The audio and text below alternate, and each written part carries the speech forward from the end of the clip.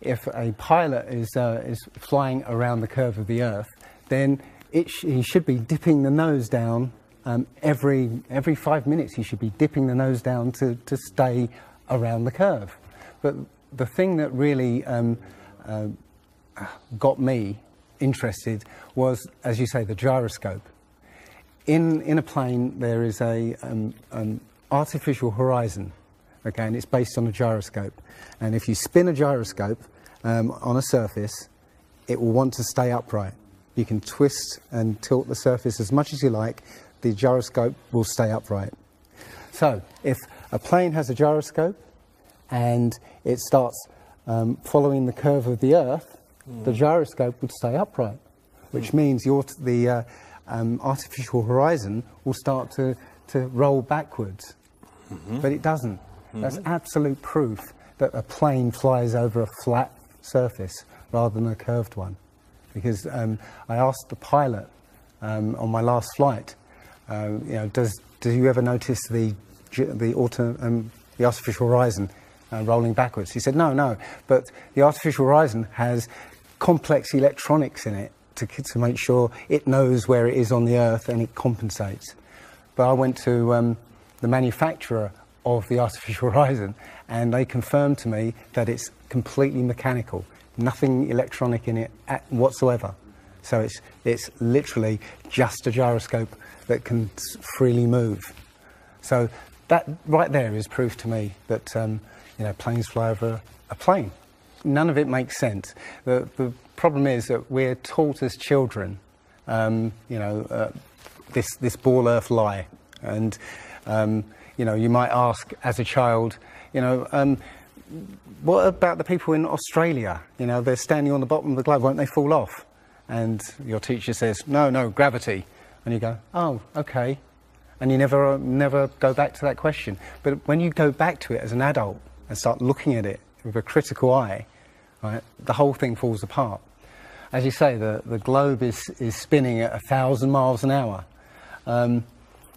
Neil deGrasse Tyson, who's a leading astronomer in America, I'm Neil deGrasse Tyson, bitch, tells us that the Earth is not a perfect circle. It is actually an oblate spheroid. It's squashed and wider at the equator. Yeah. So Earth, throughout its life, even when it formed, it was spinning, and it got a little wider at the equator than it does at the poles. So it's not actually a sphere. It's oblate, and officially it's an oblate spheroid. That's what we call it. But not only that, it's slightly wider below the equator than above the equator. A little chubbier. A little chubbier. Yeah. Chubby's a good way. It's like pear-shaped. So my question to him would be, why is there land at the equator? Because water will move more readily than rock. So if the Earth is spinning, the water will be collected at the equator. I mean, if you spin a wet tennis ball, okay, you spin a wet tennis ball, the water shoots off at the equator, essentially. So all the water will be gathered around the equator. So why is there land at the equator? Doesn't make any sense. The other thing that's about the spinning Earth is looking at the stars. Now,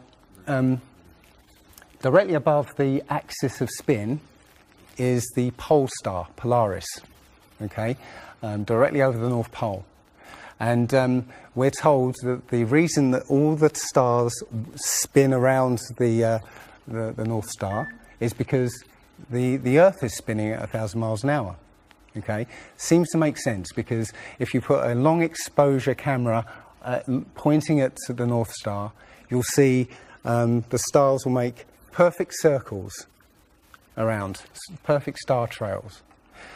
The only problem is the Earth is also orbiting the Sun at 67,000 miles an hour.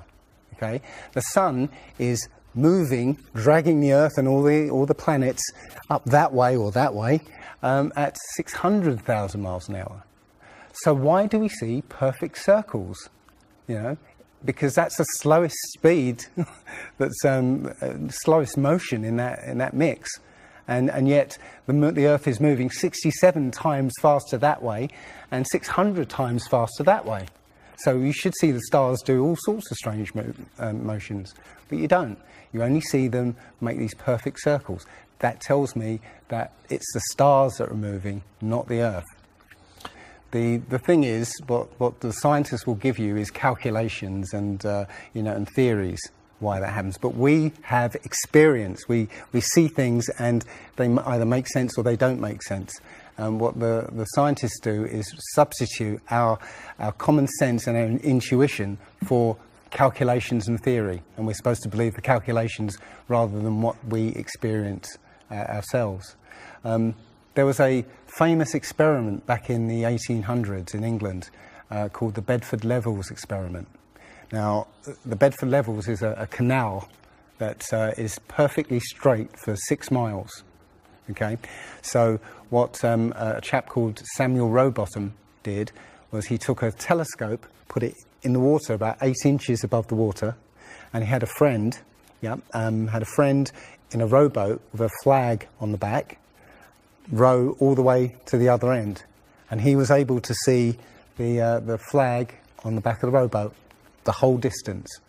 Now, according to spherical trigonometry, the curve of the Earth is 8 inches per mile squared. So over 5 miles, that's 5 times 5, 25, times 8, which is 200, works out, that's 200 inches, which works out at 16 feet. That means the boat should have been 16 feet below the horizon. He shouldn't have been able to see the boat. Now, the scientists will say, oh, refraction and this and light bending around the Earth and stuff. But the fact is, it's perfectly flat. And he in his book, he puts forward many arguments that show that, or many experiments that show the Earth is always perfectly flat. They say that you see the mast, go down last. Is literally just the way your vision works. Yeah, it's perspective and atmospherics basically. The limit of your vision is supposedly 3 miles. And then after 3 miles, you're supposed to see the boat start to go over the horizon. It's funny that Neil deGrasse Tyson again says that, explains that you can't see the curvature of the Earth from a plane. He says this, you can't see the curvature of the Earth from a plane because you're not high enough. The Earth is so big that you can't get high enough to see the curvature. Yet, you can apparently see a boat go over the curvature over the distance of 3 miles, which doesn't make sense. The thing is, when you look out and you see a boat start to go over the horizon, if you suddenly get a pair of binoculars and look, it comes back again. And once it goes out of the sight of your binoculars, if you get a telescope, it comes back again. It doesn't go over any curve of the horizon. What we found, many people have done experiments with very high-powered zoom cameras, and they've watched a boat sail out to sea, and they've just kept trained on this boat.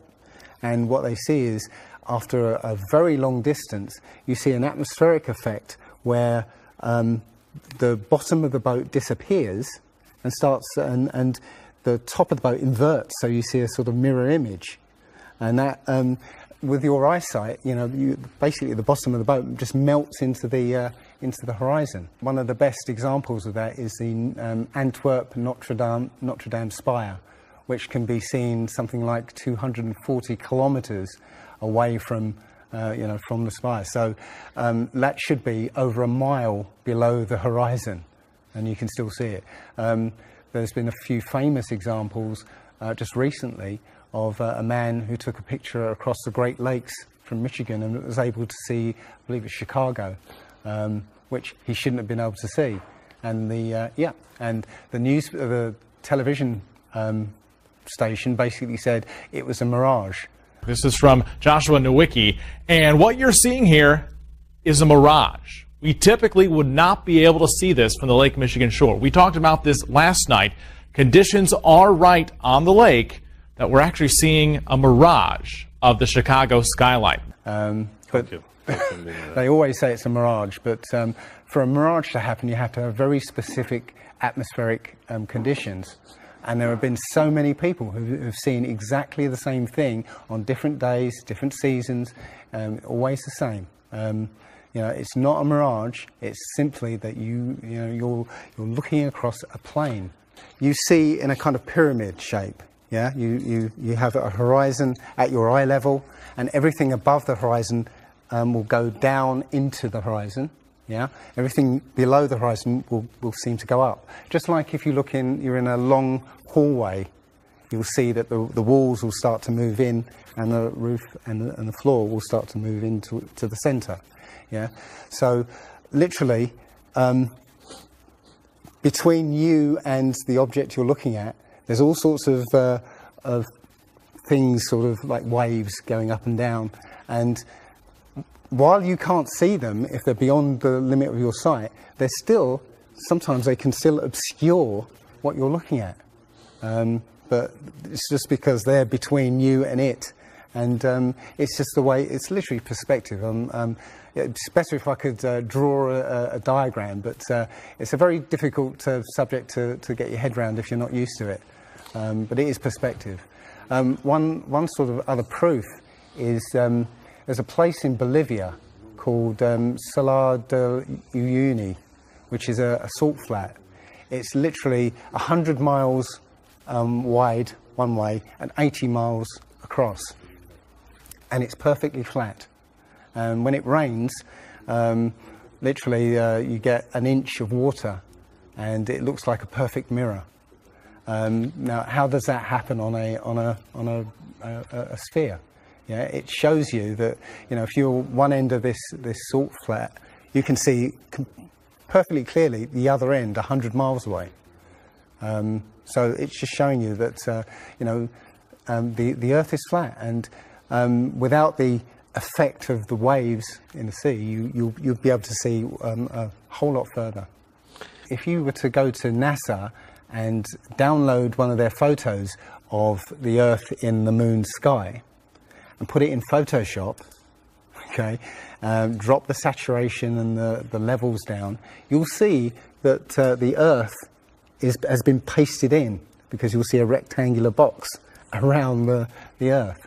It's all fraud, it's all fake. Pretty much everything NASA puts out is fraudulent. There are no images of Earth from space. The only one that NASA actually claims is a photograph was from 1972, and it's the famous picture. It's got Africa sort of near the top, and it's the same picture they've been using for the last 40 or 50 years in every textbook. Every other image is what they call a composite. It's Photoshop. There was another layer to sort of simulate the atmosphere. And then there's this little bright spot. It's called the specular highlight. So it's the reflection of sunlight off of water. Those are the pieces, but you can't just slap them all together. It just didn't look realistic. It looks kind of flat, or the clouds are sort of too see-through. So I just hit Command Z a lot. There's artistry to creating the world. What I imagine it to be. Unfortunately, I'm not an astronaut. I've never been to space. But I've looked at these images over and over again, trying to sort of get the essence of it.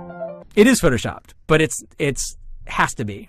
It is photoshopped, but it's has to be. It is photoshopped, but it's has to be. It is photoshopped, but it's has to be. And many of us have been looking at these images of Earth, including the one they called the Big Blue Marble, which was released in 2002, I think. Again, when you zoom into it with Photoshop, you'll see where they've used the clone tool in Photoshop to take a picture of one of the clouds and stamp it in various places around the picture. And they got lazy. In another image, they've even photoshopped the word sex in the clouds, which is a subliminal tool they use to get people to sort of relate to something. They literally, you can look at this and you can find it on NASA's website. In a video I'm working on at the moment, I've got a video from what they call the Galileo space probe, as it left Earth, it took a series of shots of Earth, apparently. And you see that over the course of 25 hours, the clouds never move. Okay. Now, I happened to find some pictures of satellite pictures of Earth, and I noticed that in these separately taken satellite shots, the clouds were exactly the same as the ones in the in this Galileo shot. So it's a cloud map. It would be very simple indeed to just silence everybody, you know, put an end to this topic once and for all, turn the Hubble round and show us Earth in real time, zooming in onto a place so that we can see what's happening at that place, and we know that there is something up there looking down on us from space. But they will not do it. They can't do it. It can't. It doesn't exist. It literally doesn't exist. When you go onto the plane tracking software, you'll see hundreds and hundreds of flights over the northern hemisphere, and you can track those flights from beginning to end. When you look at any flight in the southern hemisphere, what you'll find is the flight takes off and disappears off the tracking, usually about an hour after takeoff, and then later on will reappear an hour before landing. Now, there's no explanation for it. I mean, the point is that distances are very different, and distances and flight plans are very different on the flat Earth than they are on the ball. And when you look at flights in the southern hemisphere, they make some really crazy, you know, sort of deviations. So, for instance, if we look on here, let's say a flight from Cape Town over here to Australia, say Sydney in Australia, they will take you to Dubai first, somewhere around here. Yes. Just recently, there was a case of a woman who was pregnant on a flight, and she was about her waters broke on the flight, and I think it was from the Philippines to Los Angeles. Mm-hmm. And again, if you look on this map, you're from around here somewhere to here. Okay. Now they were flying across, and literally her waters broke, and they had to divert. They had to land. So instead of either going back to the Philippines or going on to Los Angeles, they landed in Alaska. Which again, if you look on the flat map, it's again a straight path. Santiago, Chile to Australia, mm-hmm. right? Will usually stop in Los Angeles. Again, you can see on the flat map that it's again a straight path. It all seems to make sense, and if the only thing that would sort of confirm it or disprove it would be GPS, but you know, hey ho, GPS doesn't work in the southern hemisphere. This is an issue because there have been a few people who said they've taken flights that have taken only 14 hours, and they're direct flights from Australia to South America. Now, somebody has actually redrawn the flat map to take into account these